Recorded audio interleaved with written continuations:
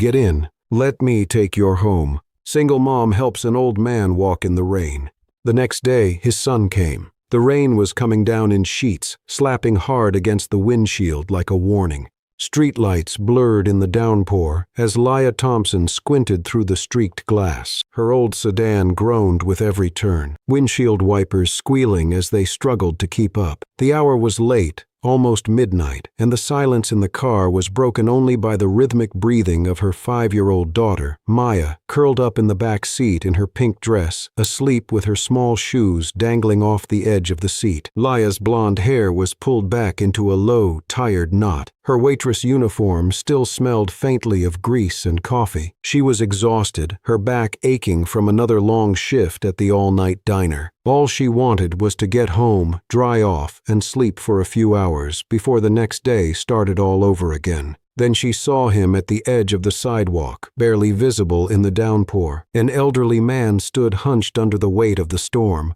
He had no umbrella, no raincoat, just a soaked wool blazer clinging to his thin frame. One hand gripped a lamppost for balance, and the other trembled as he looked down at a phone, clearly dead or without service. Leah's foot eased off the gas. She hesitated. This part of town was quiet, but not unfamiliar. Still, helping strangers in the middle of the night was something the world had taught her to be careful about. Her hands tightened around the steering wheel, but then she saw his shoulders shake. Not from the cold, though he was clearly freezing, but from fatigue, maybe even fear. Leah sighed softly and pulled the car over. She rolled down the passenger window halfway. Cold rain blew in immediately. "You okay out here?" she called out. The man turned slowly, blinking through the water dripping from his brow. His voice was calm. "I got turned around. My phone died. I thought I could make it, but I am not as young as I used to be." Leah studied him. His clothes were soaked through, shoes covered in mud, but there was something dignified in the way he held himself. Not just old, but gentle, lost. She leaned over, unlocked the door, and gave a small nod. "Get in," she said quietly. "Let me take you home." He hesitated for just a moment. Then with a slight nod of thanks, he opened the door and lowered himself into the seat. Rainwater pooled on the floor mat beneath him. Leah turned the heater up, though she knew it barely worked. The silence between them was broken only by the sound of the storm, until the man spoke again, his voice a little clearer now. "You did not have to stop," he said. "I know," Leah replied, keeping her eyes on the road. "But I could not just drive past someone's grandpa melting in the rain." That earned a faint chuckle.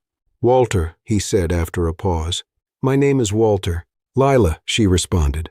"And the sleeping beauty in the back is Maya." Walter turned slightly, smiling at the little girl curled up peacefully. "She reminds me of someone long ago." They drove in silence for a few blocks before Leah asked for his address. When he gave it, her eyes widened slightly. It was in one of the most affluent neighborhoods on the edge of town. Still, she said nothing. As they approached the gated street, she followed his quiet directions until they reached a large brick home nestled behind trimmed hedges and glowing porch lights. The rain had not let up. Leah parked and glanced at the walkway. A wide puddle had formed just in front of the steps. Walter made a move to open the door. "Wait," Leah said gently. She stepped out first, dashed around the car, and opened his door for him. Then she carefully led him around the puddle, her hand under his arm to steady him. She walked him up to the front door and did not leave until she saw the lights turn on inside. Walter turned to her before stepping in. His eyes, though weary, were kind.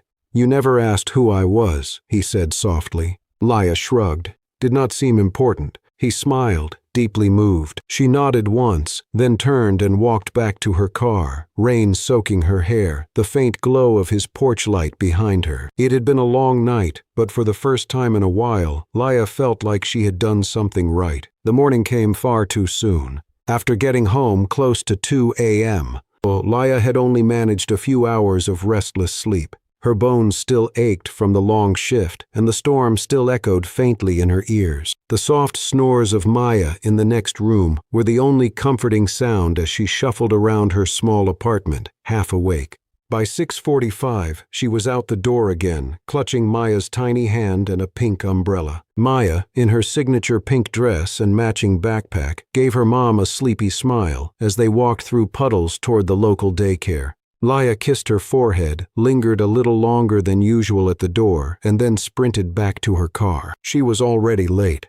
The diner where she worked stood on a busy corner of town, small, greasy, always a little too loud. Laya had worked there for 4 years. She knew the menu by heart, could refill coffee without looking, and had smiled through sore feet more days than she could count. She burst through the back door of the kitchen, wet hair plastered to her forehead, her uniform still damp from yesterday's storm. Her apron was bunched under one arm as she tied it in a hurry. She was 15 minutes late.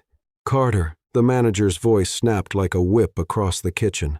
Layla froze. Steve Simmons, the manager, was standing by the counter, arms folded tightly across his chest. His eyes were already narrowed. "I warned you," he said loudly enough for the customers to hear. "I know. I'm so sorry." Laya rushed forward, breathless. "There was this man last night. He was lost in the rain. I couldn't just—" Steve raised a hand to silence her, the corner of his mouth curling. "Save it," he said. "You think helping someone gives you a pass to stroll in whenever you like? This is a job, Carter, not a charity." She lowered her eyes. "I've never been late before. Please. It was just—" "I said, save it," he barked. "You want to tell sob stories? Go to church. And me este crowbre. You're done here." There was a silence. Even the sound of the sizzling griddle seemed to pause. Customers turned to look. One woman in a booth put down her fork slowly. Steve stepped forward, voice rising with theatrical flair. "You think good deeds pay bills, Laya? Kindness doesn't fry eggs or clean booths. You've been warned. Orsay, insurten, min srir. Get out." Her mouth parted slightly, stunned. "I've worked here 4 years." "Exactly," Steve snapped. "And in 4 years, I've seen people who actually take the job seriously. Hand over your apron. Paseinafo and dind prostab." Laya untied it slowly, her fingers trembling. She laid it gently on the counter, refusing to let him see her break. She turned to leave. "Wait," Steve added with a mocking grin. "Try not to be late to your next charity gig." A few customers chuckled under their breath.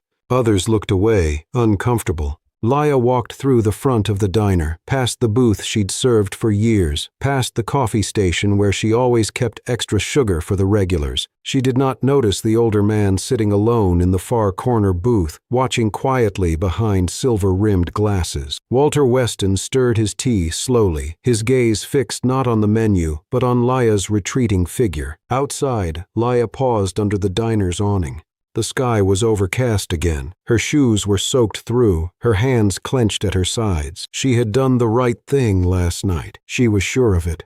But today, it cost her everything.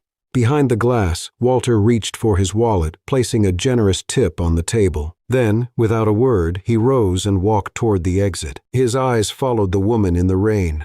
The story was just beginning.